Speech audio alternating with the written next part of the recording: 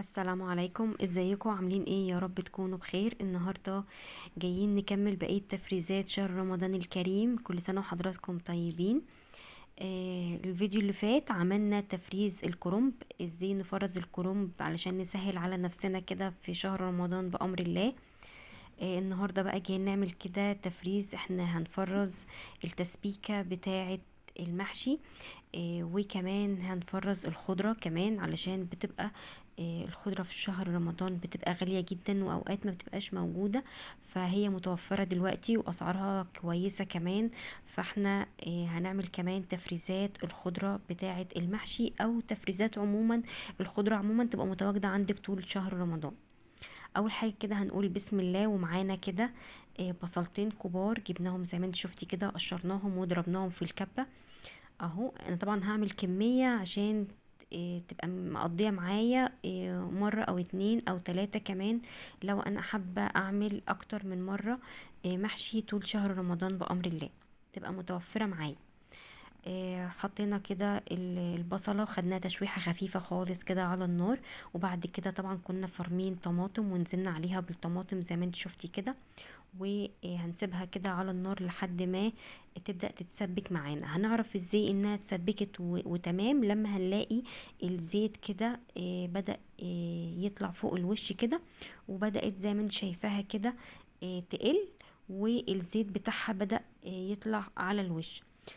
في اللحظة دي بننزل بقى عليها كده بالبهارات، بنحط بقى فلفل اسود، وبنحط ملح وكمون وسبع بهارات كمان، وشوية كزبرة ناشفة كده. دي البهارات بتاعتنا، هنقلبها كويس كده مع التسبيكة، وهنسيبها بقى هنا لحد ما تبرد خالص. انا بوريكي شكلها اهو. خلاص كده هنسيبها لحد ما تبرد خالص. هنا بقى معانا الخضرة بتاعتنا، معانا كزبرة خضرة، ومعانا شبت كمان. ولو انتي حابة تحطي معاهم بقدونس مفيش مشكلة، بس انا هنا بحب احط على المحشي شبت وكزبرة خضرة بس. فهنا ده اللي انا هفرزه معايا اهو زي ما انت شايفة كده. هنقطع الخضرة. طبعا اول حاجة انت بتغسليها كويس جدا وبتنشفيها خالص خالص، اهم حاجة الخطوة دي يا جماعة مهمة جدا، ان انت بعد ما تنشفي الخضرة، بعد ما تغسليها تنشفيها كويس جدا جدا. انا هنا صراحة كنت مستعجلة عليها، فبعد ما غسلتها نشفتها كده بفوطة، وبعد كده لقيتها لسه مبلولة شوية، فكملت تنشيفها بالاستشوار. مفيش مشكلة خالص، يعني دي يعني بصي بتخلي لك الحاجة ناشفة جدا لما بتشغلي الاستشوار كده على الخضرة. بصي بتنشفها لك في ثانية. خلاص كده انا بخرطهم زي ما انت شايفة اهو.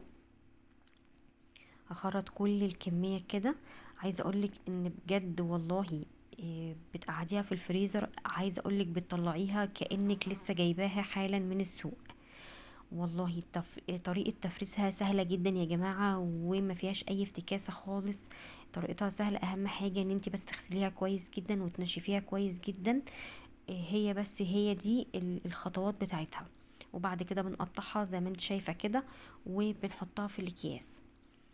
بس بتوفر معاكي بقى اولا الخضرة بتغلى جدا في شهر رمضان، واوقات ما مش بنلاقيها كمان، فتبقى موجودة عندك فترة طويلة جدا، وهتطلعي من الفريزر على طول هتشتغلي بيها.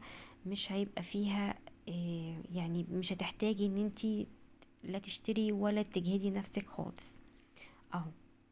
التفريزات دي مهمة جدا يا جماعة والله، وبتبقى حلوة جدا وبتنفع كمان. مش بتخليكي بقى يعني بجد بتوفر معاكي وقت ومجهود كمان. اما تعملي كل حاجة كده وتحطيها في الفريزر بجد، وبعدين تطلعيها على العمايل بتبقى حلوة جدا.